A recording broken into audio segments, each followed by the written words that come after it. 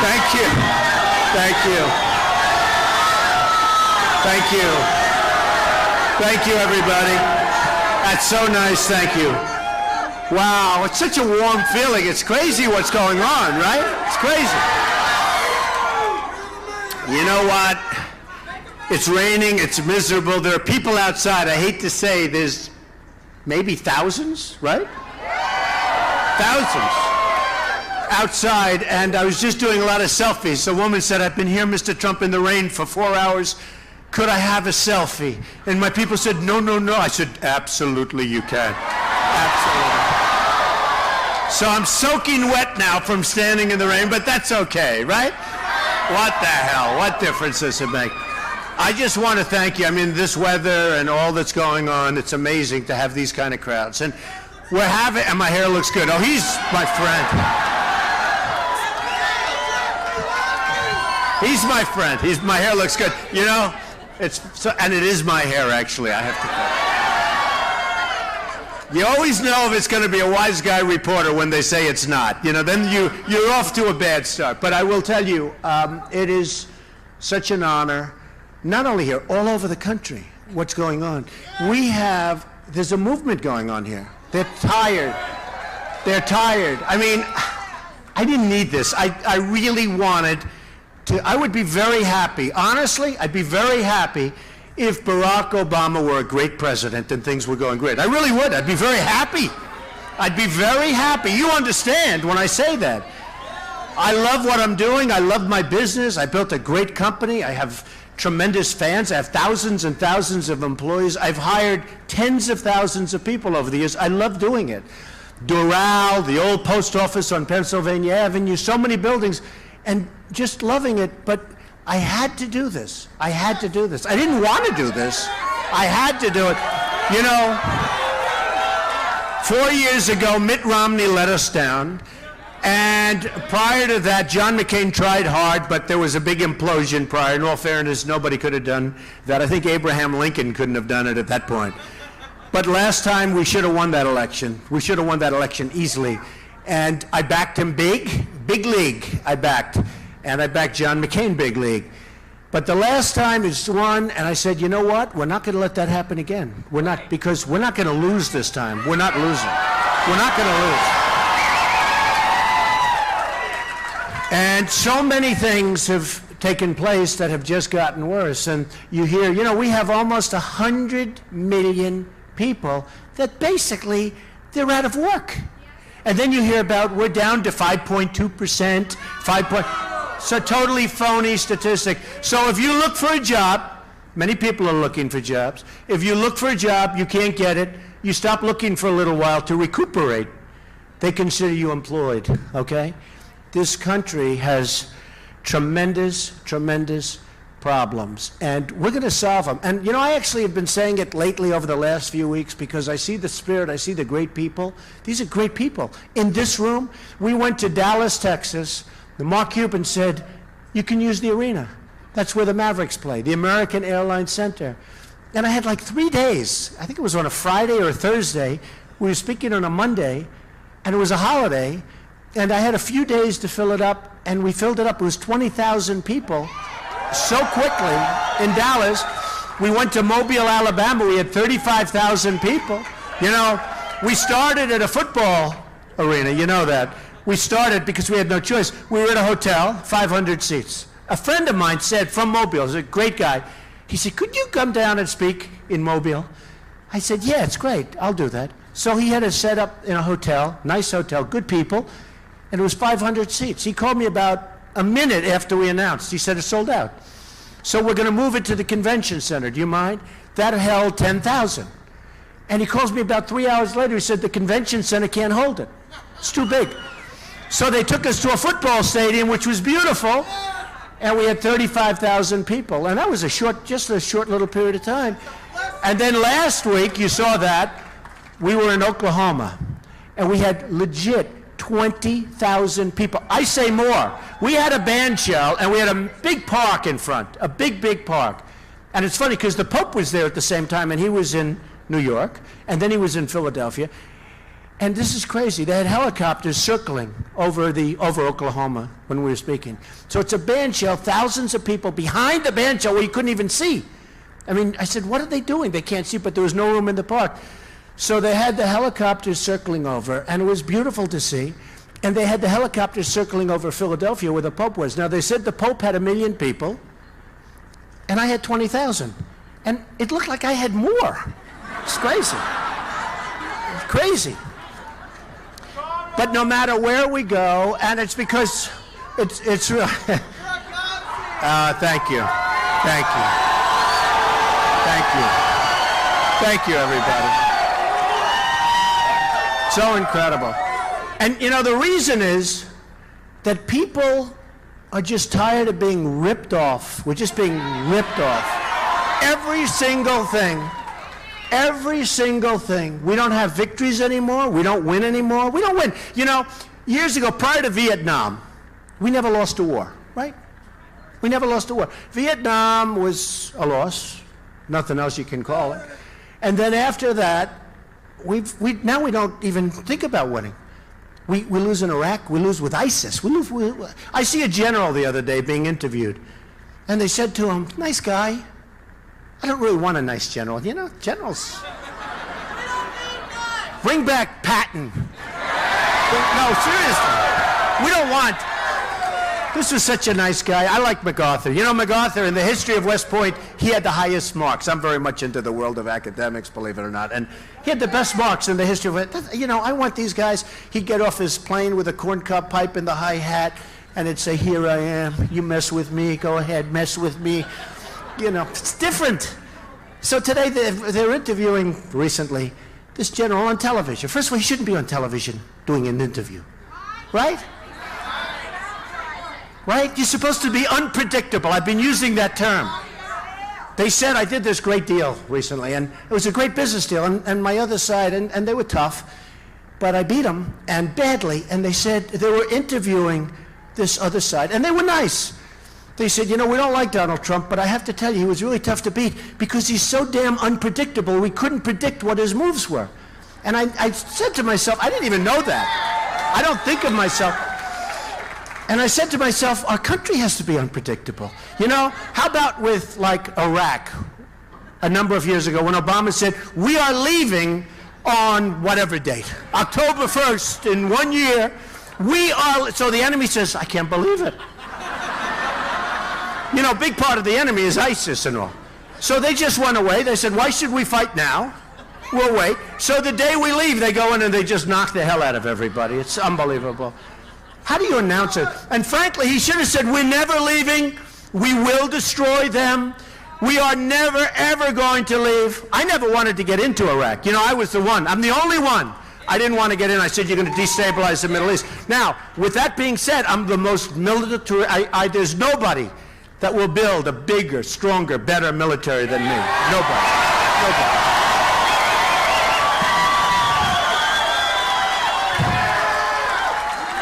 But you have to know when to use it. I hope never to use it. You know, I want it to be so strong nobody's going to mess with us. They're going to say, just leave them. Let's play around. Let's do this. But it's so, when I see what we've done. So I said in 2003 and 2004, there was an article, in fact, in Reuters, and it was 2004, and it said, don't go in, and it's not my normal thing, don't go in, it's usually I'm the first one in. I said, don't go into Iraq because you're going to destabilize the entire Middle East because Iraq and Iran were the same thing in terms of power. And they'd fight all the time. They were fighting. That's what they do. That's why. They fight. And guess what? They're going to be fighting whether we're there, they're going to fight. That's what they do. They fight. Okay? All right? So they're fighting. They're fighting. And Syria's going to be another beauty. They'll be there for 29 years fighting. Everybody fights. They're all Let's rebuild our country. You know, I mean, it's time. It's time. But I said to him, I said, if you go into Iraq, you're going to destabilize. And the White House actually could, because I get a disproportionate amount of publicity, which is true. In fact, tomorrow I'm going to meet the press, and this week with George Stephanopoulos. So we have Chuck Todd, good guy. He likes me much better now. He's looking at my poll numbers, and now they all like, everybody likes me now because of the, we just had a poll come out, OAN, where we're 35 or 36. That's high. That's high. Don't forget, that's with 16 people. And I'm not a politician, thank goodness. But no. Of course, now I guess I have to say I'm a politician, but I'm sort of not. And yesterday, the Pew poll came out, which is a big one, and I was 25, way ahead of everybody, way, way ahead. And the pundits are all saying, what's going on? We don't understand. What's going on? They're going crazy. You know, because I'm not in their wheelhouse. They always pick these senators who are worthless. They pick all of these people. You remember when I was on the stage, and Rick Perry, who was a governor of Texas, with the glasses, remember? And he was a nice guy. He was such a nice guy. Then he became vicious. They all become vicious toward me. And they start hitting me hard. I never hit first. And they start hitting me and hitting me. I say, what happened? He was such a nice guy 2 weeks ago. Well, maybe. She just said something. You're probably right.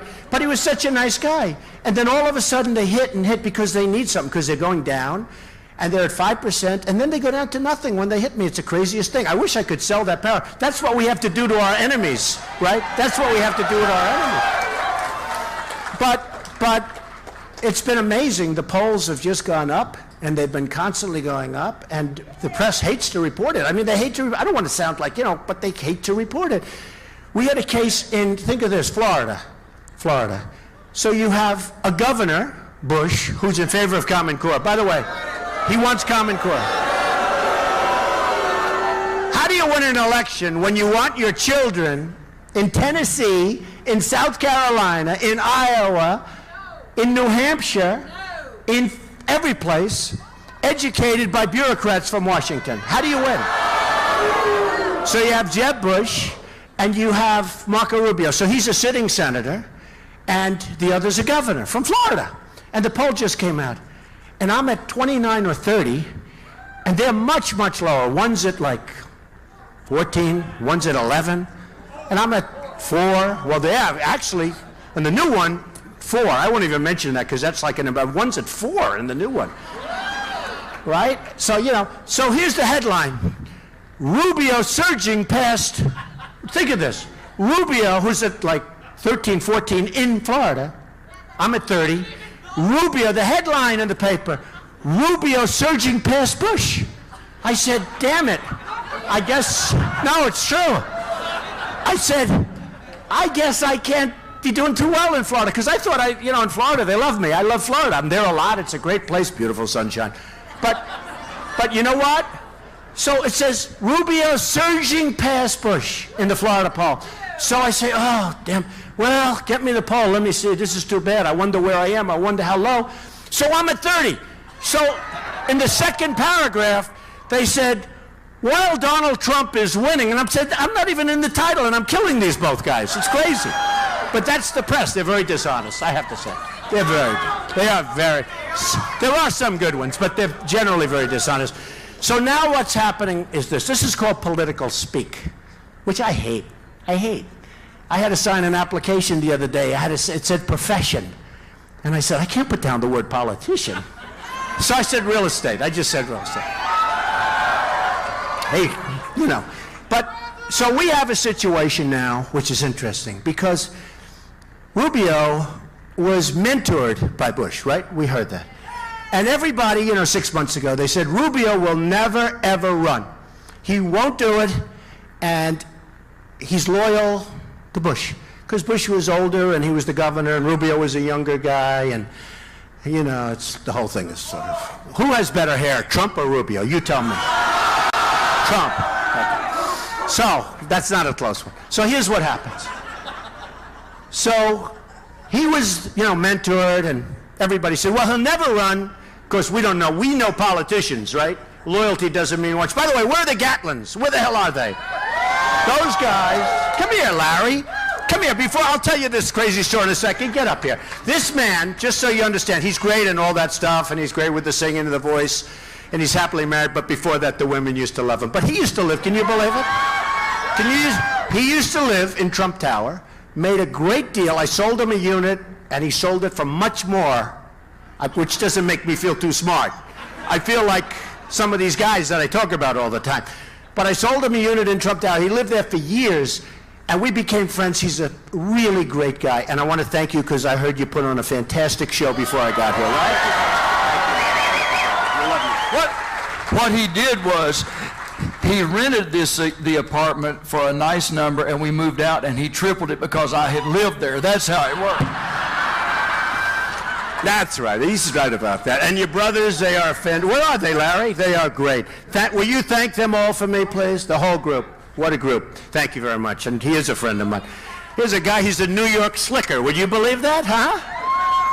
So anyway, so with Bush and with Rubio, so what happens, and very interesting, I said, well, you know, I would say he won't run, but I know how disloyal politicians are. And they're all talk, no action, so maybe he'll run, but I don't know, who knows? So it ends up that Rubio announces. And then I see Bush and I see Rubio. Now Bush is absolutely furious. Rubio is, you know, doesn't care about Bush, couldn't care less, even though without Bush maybe he wouldn't be there. And what happens, and by the way, Rubio has the worst voting record in the United States Senate. He doesn't go for vote. Now he says, well, I'm running for, well, but you have other senators running and they do just fine, right? Including Ted Cruz and others, but they're doing, you know, they're going back and voting. So he's the worst voting rate, but forget that. I don't want to even mention it. Pretend I didn't, hey, pretend I didn't say it, right? Pretend I didn't say it. So Rubio, so what happens now, I say, but they don't like each other. And everyone's saying, no, no, they're dear friends. Then I see Bush, and they're asking, well, are you upset with Marco Rubio? You mentored him. No, he's a dear friend. He's a dear, dear friend. That's the politician speaking. Then they said to Rubio, what do you think of Bush? No, he's a dear, dear friend. I love him very much. He's a dear friend.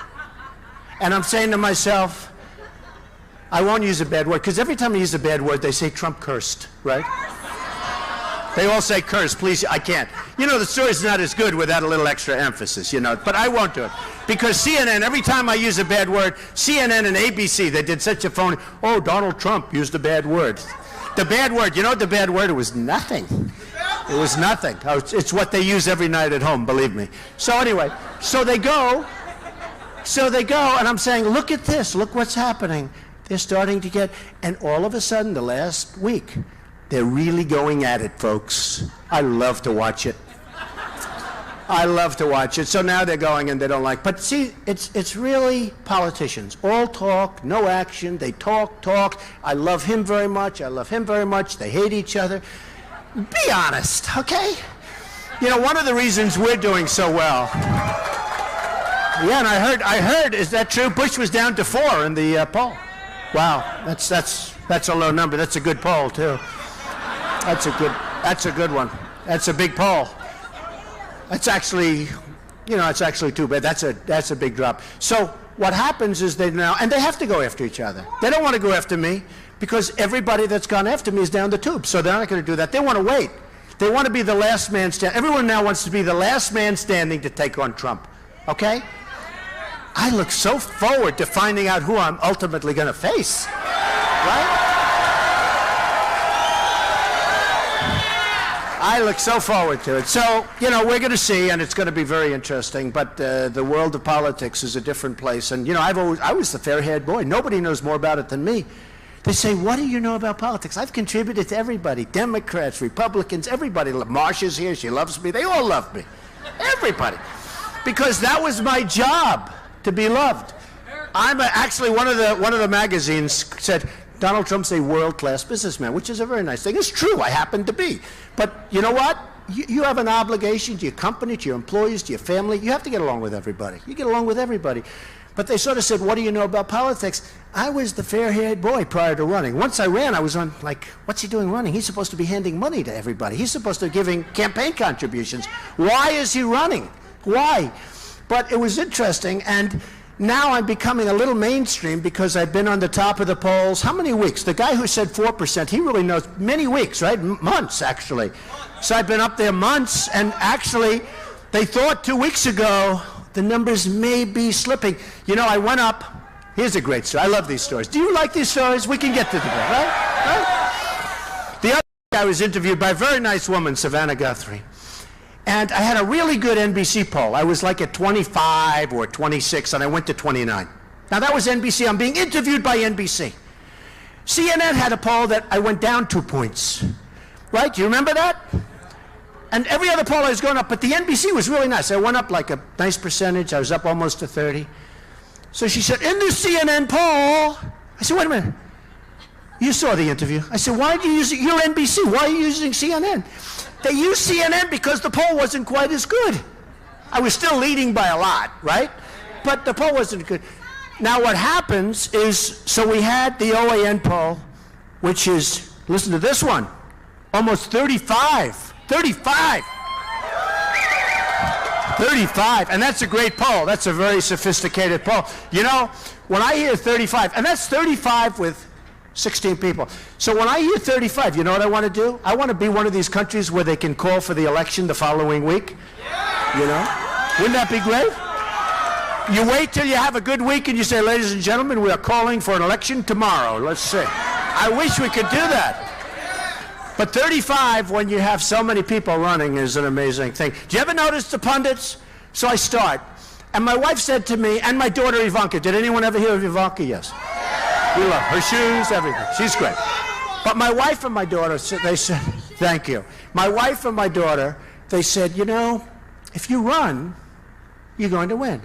I said, why do you say that? Because people really love you. They're tired of these incompetent people. They know you're good at what you do. It's interesting.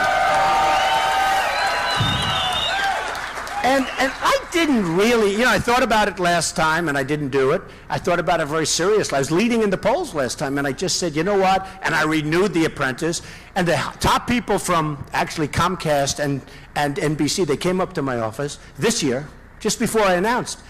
And great people, Steve Burke and Paul Telegny, the head of reality television for NBC, they came up to my office and they wanted me to do more than one more seasons of The Apprentice, because, you know, we had a great run, right?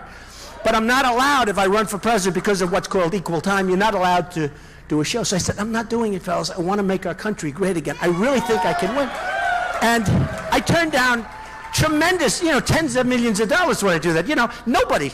Mark Burnett called me, he says, I can't believe you're turning down an extension. Nobody turns down. Biggest actors, they don't turn down an extension. I mean, look who took my place. Arnold Schwarzenegger. He's good, right? How will he do? Thank you. That's not a good sign. I think he's a good guy. So let's see. I mean, you never know. Honestly, you never know. How will anybody do? When they signed me for The Apprentice, they signed me for one season because they figured I'd be on for a few nights and it would fade. And you know, we've had the 15 copies, all of them failed. But they signed me. They didn't have any extension rights. You know why? They didn't want to waste the ink. They figured I'd be, and they all said, well, women will never watch. And if you don't have women watching a show, you can't have a success. It can't be successful. Women have to watch, because if you don't have the women, a show, ratings, I've become like a ratings maven, okay? I've become the king of ratings. So I said, I read this one horrible reviewer, nasty guy. He said, the show, this is 12 years ago when it first went on. He said, The Apprentice will never be successful because why will women want to watch Donald Trump? Can you believe this? It's very embarrassing. Everybody, my kids look, my daughter, my wife, they all look, oh, that's so bad. My husband's so sad, it's so sad. So we go on, the show's number 10, and then number 8, and then number 6, and then number 2, and then number 1, and you remember the finale was 28 million people. It was like the biggest show. I actually wrote that critic back. I said, I want you to take it back, you know. But you never really know what's going to happen. And then it was a success for many years, and it was great. And they wanted me to extend, and I said, I can't do it. And they didn't believe me. So at the upfronts, where they announced their programs, they went out and they announced that we are going to renew The Apprentice with Donald Trump. They still didn't believe me. I said, you don't understand, I'm running. And they renewed it. And actually it was confusing, because a lot of people that wanted me to run said, what are you doing? They renewed The Apprentice, you're doing it, and what are you doing? And I said, I'm not doing it, I'm not doing it. And then finally I had to make a decision. And I will tell you, a couple of people told me this, Mark Cuban told me this, a lot of people told me, and Mark's been really nice, and so many people have been nice. But it takes guts to run, it really does. And I said to my wife, you know, I'm going to do it. And I'll never forget standing on the famous escalator. You know the escalator, right? Remember the scene with Melania in front of me waving very elegantly? and Trump coming down, waving less elegantly. But I just took a deep breath, and I said, let's go do it. Let's make this country great, because it takes guts. It takes guts. And I'm so glad I did it. But the pundits were all saying, you know, I started off at 6, then it went to 8, then it went to 10, and every week it would go up, up, up. And now I'm leading by a lot. In one poll, I'm leading by 20 points. And the person that's second, who happens to be a very good guy, Dr. Carson, who's a nice guy, really is a nice guy, but they said, Carson's surging. And I said, but I'm leading by 20 points. They never mention me. It's like an incredible thing. I'm like the invisible man. Everybody's surging. You know, I'm leading, but everybody's surging. So, you know, it's one of those things. But I'll tell you one thing. I'll tell you one thing. I'm really glad I did it, because I have been received so warmly. I came in with a group of friends from New York, actually, and they said, Donald, are you nervous making the speech? I said, no, because there's such love in the rooms, all of them. It's not like, it's like, it's sort of easy, you know? It's sort of easy. No, they said that, and he was asking, he says, you know, he's a friend who's a very successful guy, and he said to me, man, he said he could never do it. He wouldn't sleep for months if he had to do that.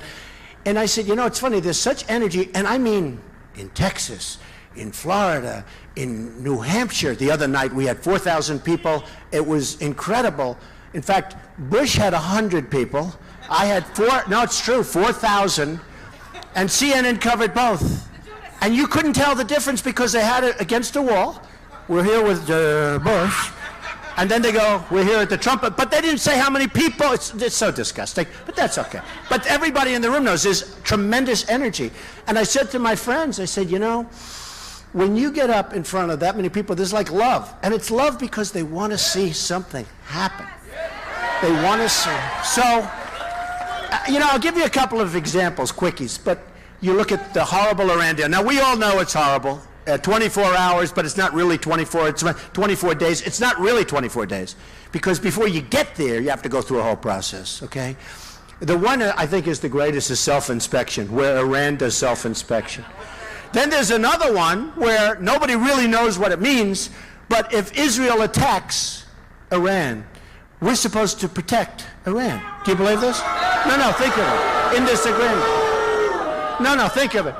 But I look at it, and, you know, doing the art of the deal, so many people are coming in, they're all wanting me to sign the art of the deal. And what happens is I look, and I see the incompetence, and I watch Kerry. He has no clue what he's doing. If they would have doubled up the sanctions and sat back for about 2 weeks, they would have been called, and they would have been begging to make a deal. But they don't ask for the hostages. They don't ask. They didn't. It wasn't that they didn't get them. They never even asked. And they said, we didn't want to complicate the deal. Now, if it's me, I say, listen, before we start, fellas, let's do this. You got 4 hostages. By the way, it used to be 3, now it's 4. They took somebody in the meantime, a journalist. We have one over there because he's a Christian. He's a pastor. He's a good guy. I've met his wife twice. She's terrific. She's waiting for her husband to come home. He did nothing wrong. He's a Christian. That's why he's over there. The whole thing is crazy. So listen to this. So I would have said, fellas, before we start, you got 4 prisoners, meaning 3, meaning now 4. You got to do us a favor. Get them out. Let them out. Good for you, good for us. Nobody wants them over there. You don't need them. You don't want them. They're in the worst prisons. I hear the worst places, like people can't even imagine. They've been there for years now. I would have said, you got to get them out. You get them out now. You get them out fast. And you know what? They would have done it. You know, it's the messenger. Somebody else, it's true. It's the messenger. I hate to say. Somebody else could say the same words, and the answer is no. But I'm a good messenger. I'm a very, they're not going to play games with me, believe me. I guarantee you one thing. I guarantee, and they're already now negotiating, because I've said this a number of times. If I win, you know, there's a little gap between winning and going in and doing a good job. If I win, they will be back so fast after that election night. You watch. Iran will say, we've decided to release the prisoners. We've decided. I guarantee. And I say that And I say that, and they're watching, and everybody's watching, and you have all this live television, all these cameras back there. But I'm watching, and they're watching, and let me tell you something. They will be home very quickly after that election if I win. That I can tell you, because Iran knows it's going to be a whole different ball game. It's going to be a whole different ball game.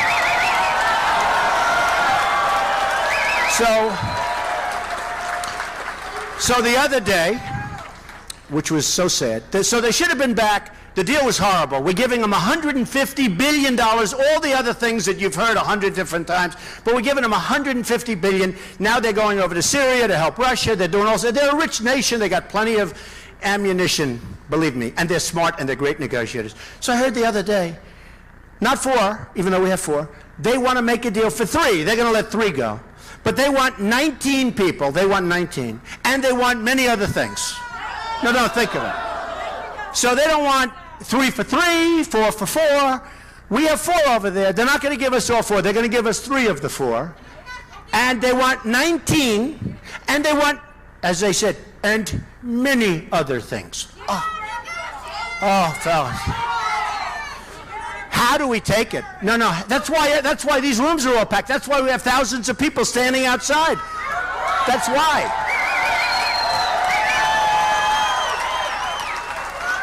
You just can't take it anymore. You just can't. It's so incompetent. And we negotiate in good faith. And they'll get 12 or 14 or 15 people, and we'll give them billions of dollars more. And it should have been part of the deal. It should have been part of the deal for nothing. 0. Should have been part of the deal. You got great people over there. You got great people over there. They're waiting to be released, and they don't come out, and nobody knows what's going on. But that's the new thing I heard, 19 for 3. And we're not going to get the 4th, and they want many things beyond the 19, and we're negotiating. It's just sickening to see what's happening. Just sickening. All right.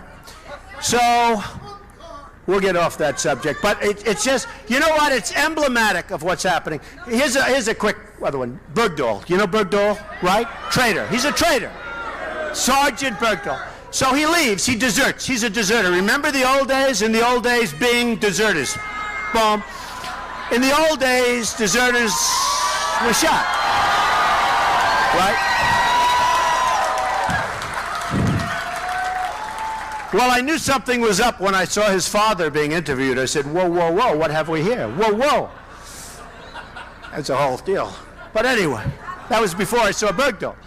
But you know what? So Bergdahl comes out, and Bergdahl, he leaves. He deserts, pure and simple. The generals that went in to interview his group, the people that were with him, all knew before they made the deal. I figured maybe they didn't know.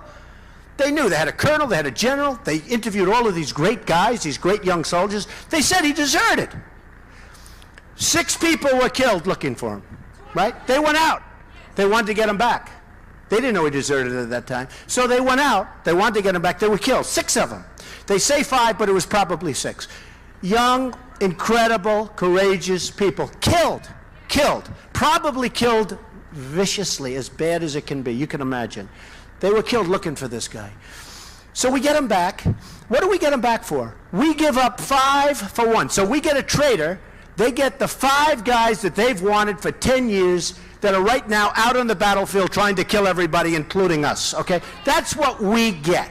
And that's the way we negotiate. We have incompetent people in Washington. We have a president that doesn't have a clue. He doesn't have a clue.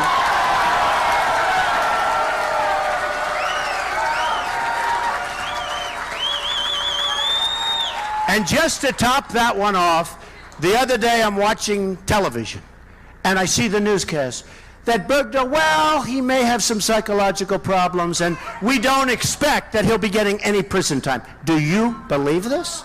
No, do you believe this? No, and that's why. That's what's happening. And I say this is a movement. You know, they used to use the word silent majority, and it sort of disappeared. And they have different reasons. But we're not even a silent majority anymore. We're like a noisy majority. It's noisy. There's nothing silent. And that's what's happening. All right. A couple of things, and maybe it's not going to sound as exciting right now because that was really, I mean, every time I talk about it, I just can't believe what we're doing. I can't believe. And it's so big, it's so important. Nuclear is so important. We should have made a great deal, and we blew it. We had a chance to make, we had a chance. Yeah, we'll get them. Don't worry. I'll get them. I'll get them. You know, I made a lot of money purposely buying bad contracts for very little. I've had friends that they went bad and they had a lot of bad contracts. I'd buy that and I would make a lot of money with bad contracts. Believe me, it's called renegotiation. It's called beyond renegotiation. We'll get them. Don't worry. We'll be fine. We'll be fine.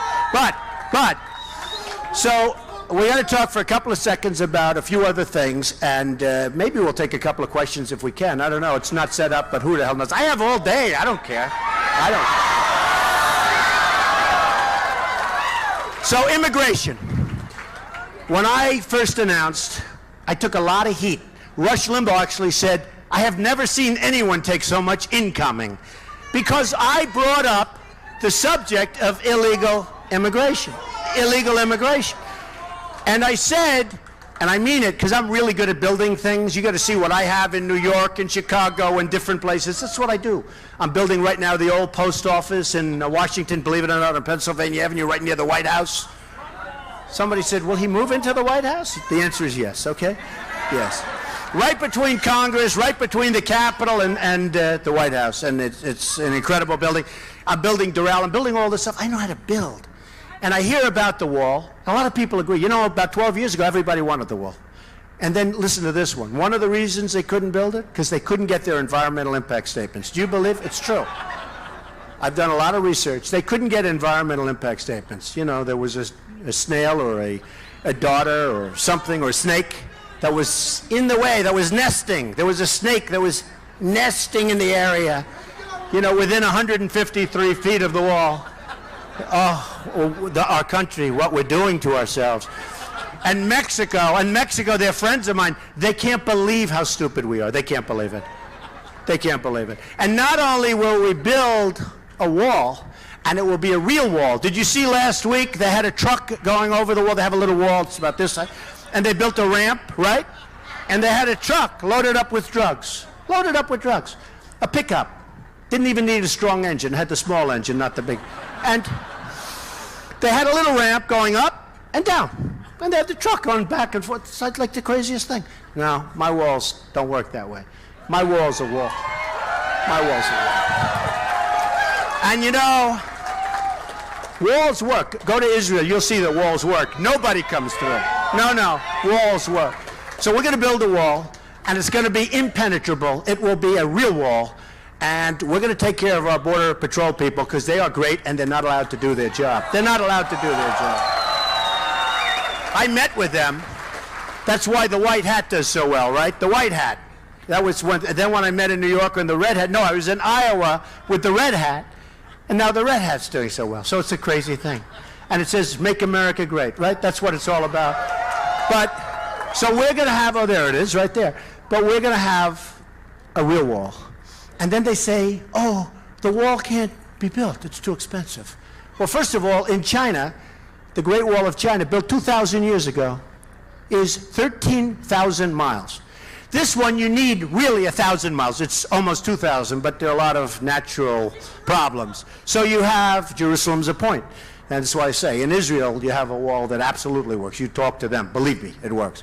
And the walls work, if they're properly built. Not walls this high that are fences and that you have, that you can, you actually break them down and walk right over them, okay? And our Border Patrol's not allowed to do anything. And then you have the anchor babies. You have a woman, she gets pregnant, she's 9 months, walks over to the United States, has the baby. Congratulations, United States, you take care of that baby for 85 years, okay? And then, the 14th Amendment. And then, what happens is they all said, oh, you can't do that because you'll have to have a constitutional amendment, it'll take years. It doesn't.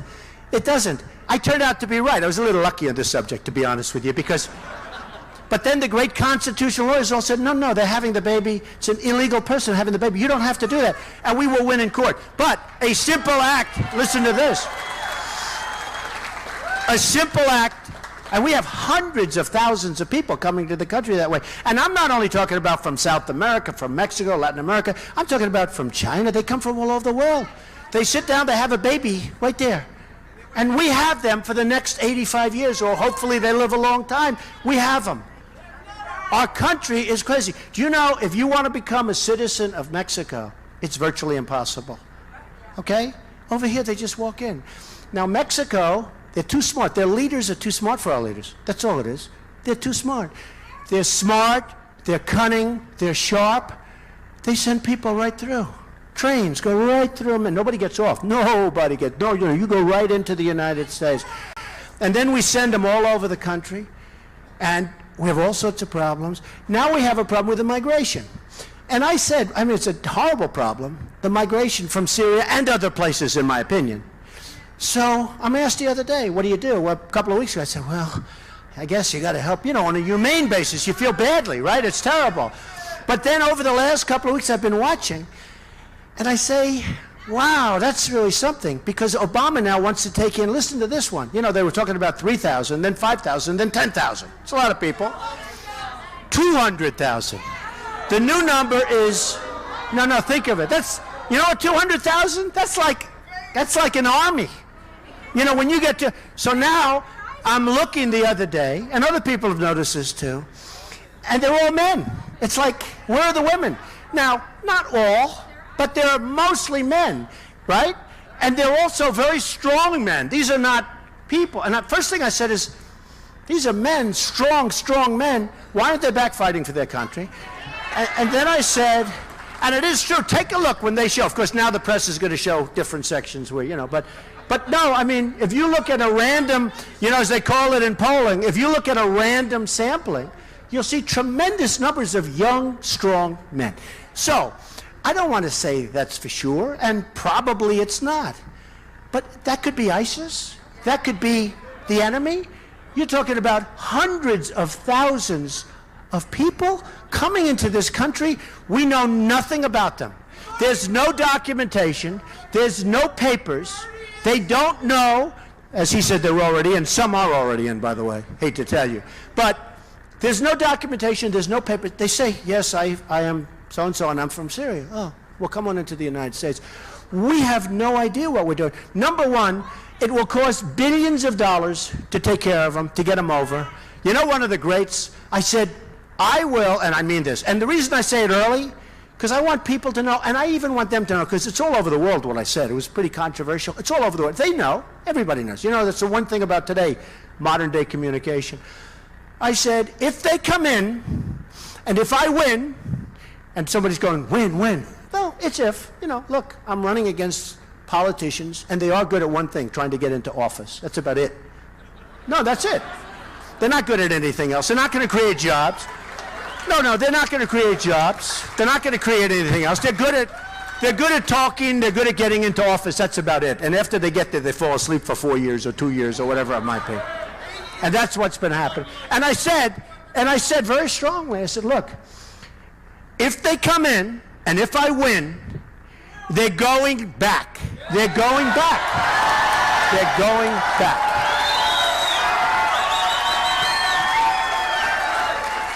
So ABC, television network, ABC, this reporter, I won't mention his name, he doesn't say the whole thing. You know, I give a thing.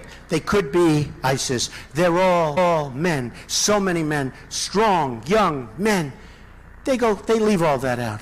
They have just one clip. If they come here, they will go back. I look like the worst human being on earth, right? They really, it's so unfair. It's so unfair. But let me just tell you, if they come in, and if I win, they are going back. They are going back, okay?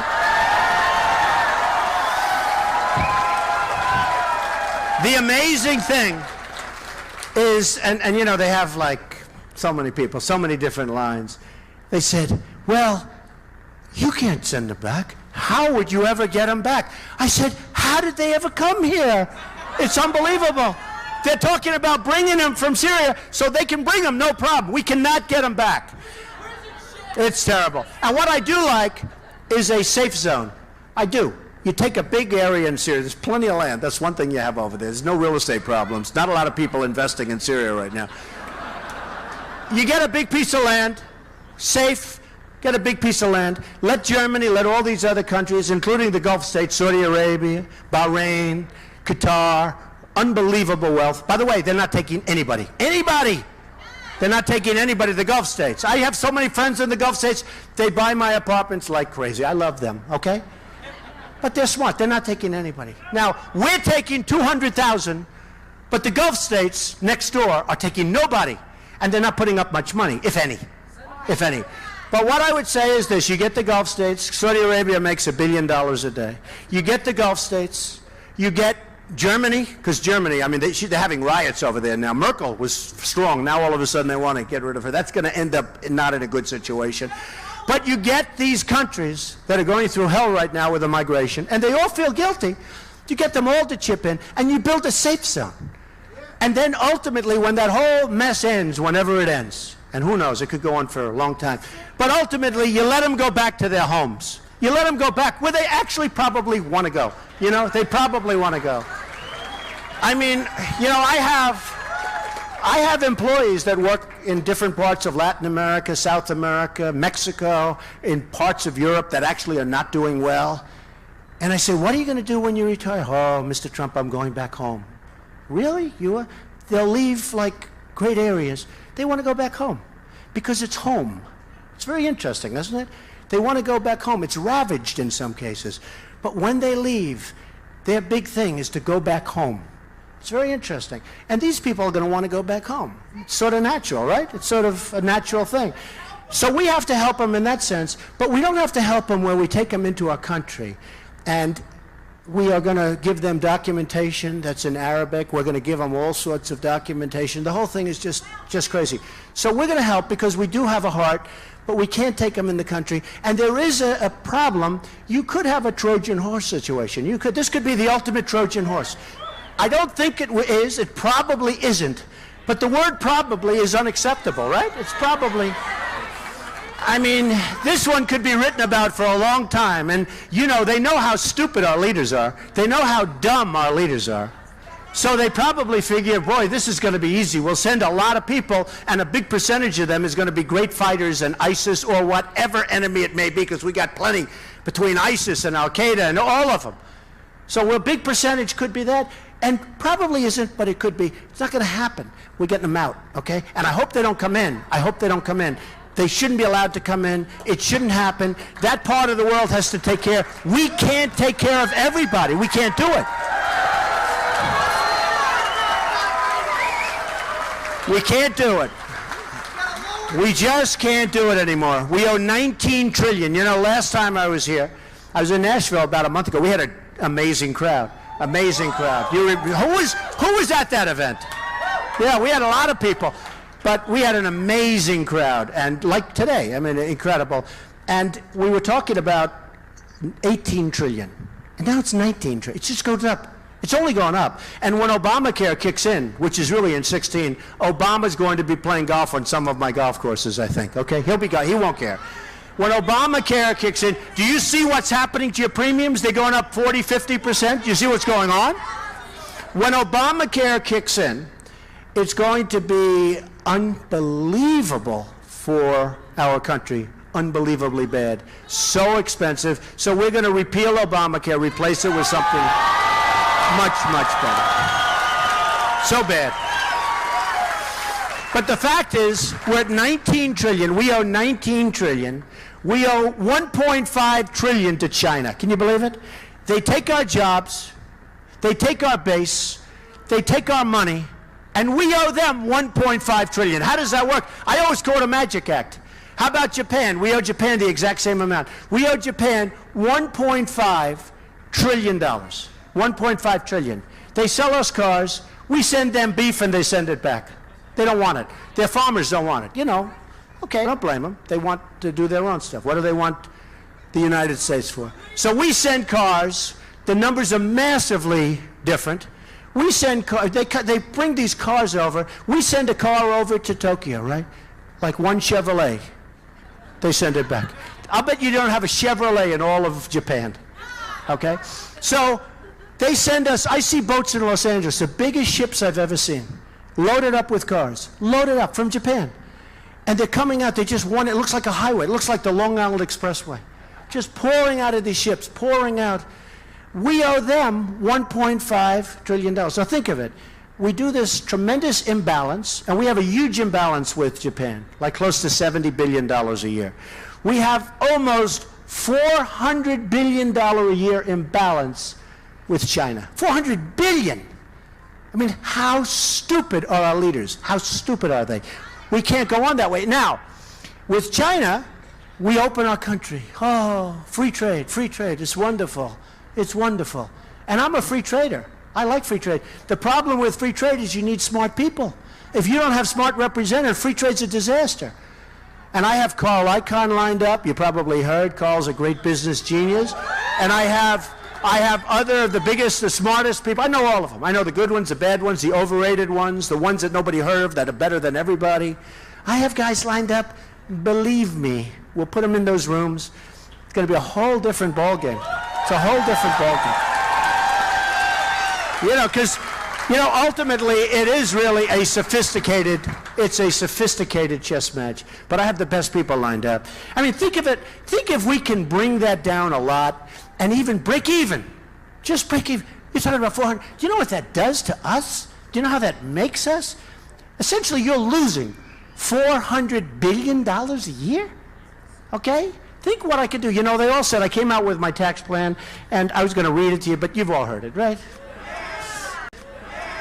Well, you've all heard it. But the truth is, people said to me, well, I don't know, it's a very steep tax cut. And it is, for the middle class especially, for the middle class. And they said, it's a very steep cut. Can you balance the budget? I said, balance the budget? There's so much waste and fraud in Washington. When you start cutting, you're going to balance the budget. Believe me, you're going to balance the budget. So we have that. Then we have our military. We're going to build it up. We're going to make it great. And we are going to take care of our veterans. Our veterans. Our veterans.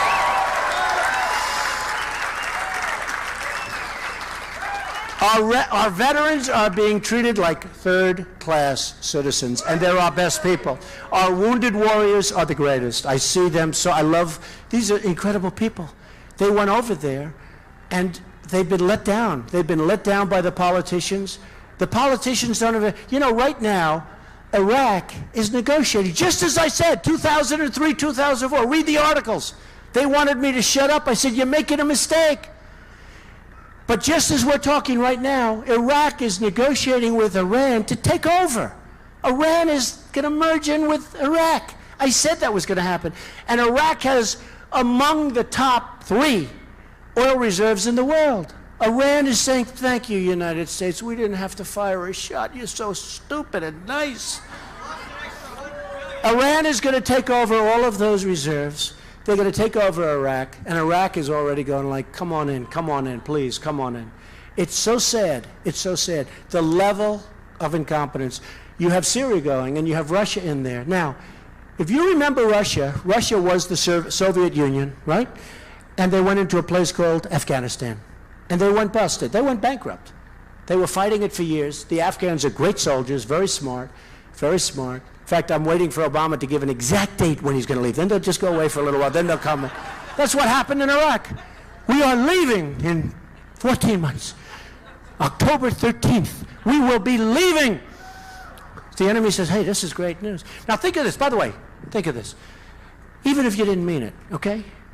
Because think of General Patton McGrath. Think about what they're doing. They're spinning in their grave. They can't believe this. Think if Obama said the following. We're never leaving. We're going to be there forever. Forever. And we're going to destroy them. And we're going to this. And we're going to that. Even if he didn't mean it. They would have said, oh, I've had enough. Let's get the hell out of here. These people are crazy. These people are crazy. So now we have the Syrian situation, and that's going to be a big bog down. That's going to be bogged down, and I can see already what's going to happen with Russia. And they think it's going to be easy. It's not going to be easy. And Russia doesn't want ISIS. I know they're hitting the other targets right now, too. And we're supposed to be fighting for the rebels. But nobody knows who the rebels are, right? Remember Libya and how bad Gaddafi was? And we're going to fight for the rebels. Well, then the rebels killed our ambassador in the worst way. what happened to him, and 3 other people, and many other people, by the way. Okay? Remember that. Perhaps thanks to Hillary Clinton. Correct. Correct. Correct. But you remember that? And then you have Iraq with Saddam Hussein. I mean, he was vicious. He was a violent guy. But you know what? There were no terrorists in Iraq. That was not. Now it's the Harvard University of terrorism. That's where they study terrorism right now in Iraq. You had no terror. You know what he used to do to the terrorists? A one-day trial and shoot them. Okay, that was, and the one-day trial usually lasted about 5 minutes. All right? Right? You see it. There was no terrorism then. There was no, and remember this, when the World Trade Center came down, they didn't go back to Iraq. You know that, right? The families. The families got deposited on airplanes to go home because the husbands are going to do a great deed. They're going to knock down the World Trade Center, they were going for the Pentagon, and they were going for other locations. Okay? And you know where they went?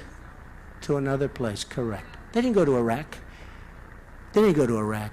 So we shouldn't have been in, and then the way Obama got us out, we shouldn't have gotten out. That was the wrong way to get out. We shouldn't have been there, and we shouldn't have gotten out the way we got out. So there are a lot of stupid people in Washington, and it's one of those things.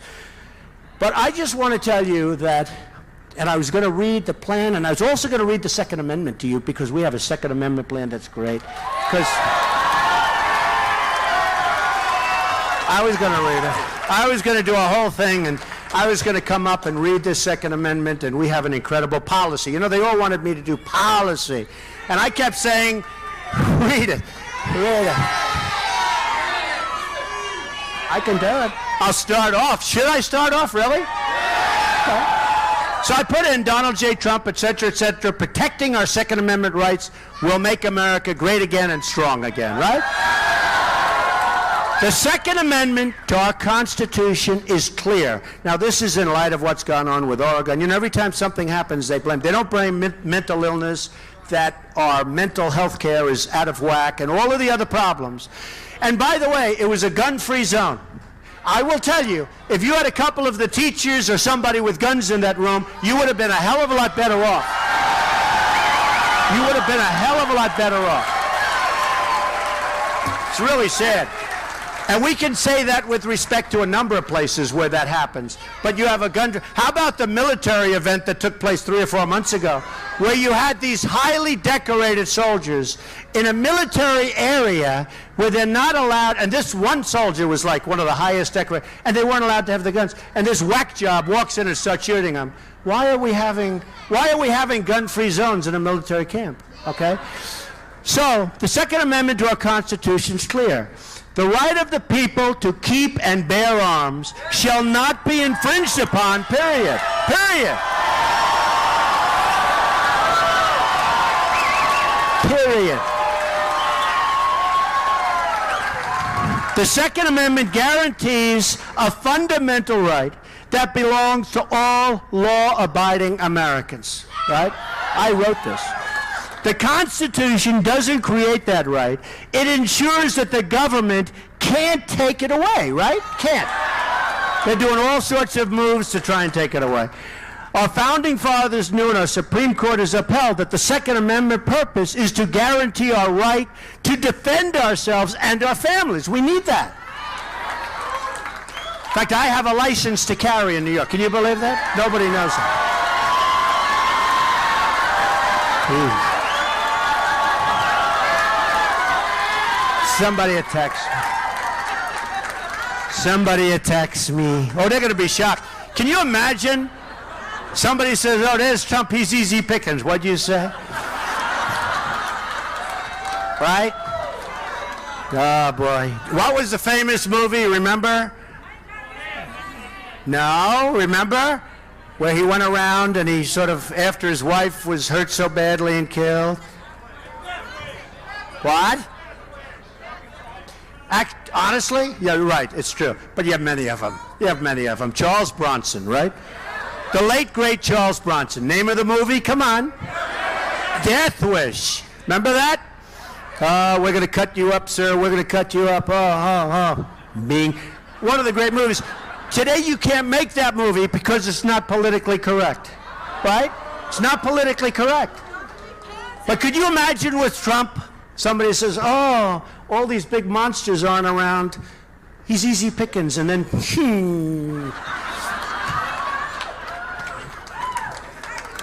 So this is about self-defense, plain and simple.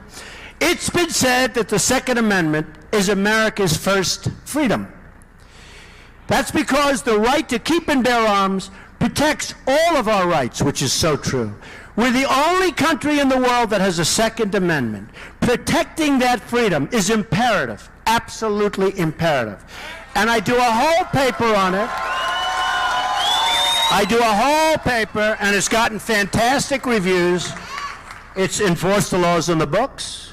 It's fix our broken mental health system. All of these people, it's not the guns, it's the people that these sick people defend the rights of law-abiding, and this is important because they're trying to take your rights away. They say, we only want a couple of bullets in the magazines, maybe you shouldn't have magazines, have a gun that fires one bullet, have nothing.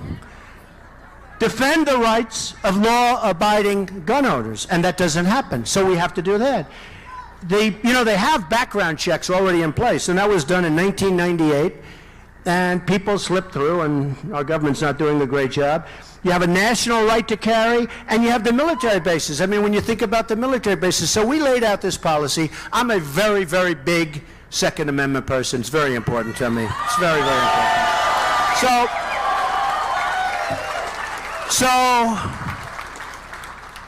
one other thing I want to say is I met with a lot of ministers and pastors the other day, and I brought up one point that has been bothering me for a long time, and it's the word Christmas.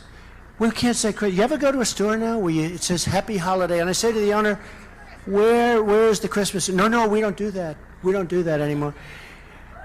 You can't use, you think of it, you can't use Christmas anymore. Okay? I will tell you one thing. If I win, you're going to be using Merry Christmas all the time. All the time.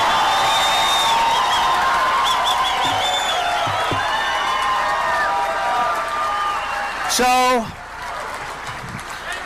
it's an incredible honor to be here. It's incredible to see the kind of numbers you have in this room and way outside.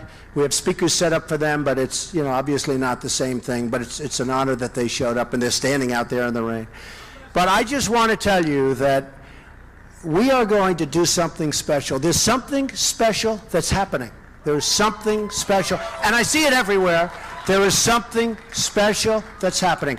And look around at the people that are next to you, and just remember, we are going to do something that's going to surprise the world. We're going to win, and we're going to turn this around. And we're not only going to make America great again, we're going to make it better than ever before. And we can do it better than ever before.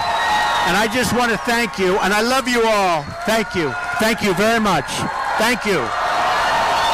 Thank you. Thank you, everybody. Thank you.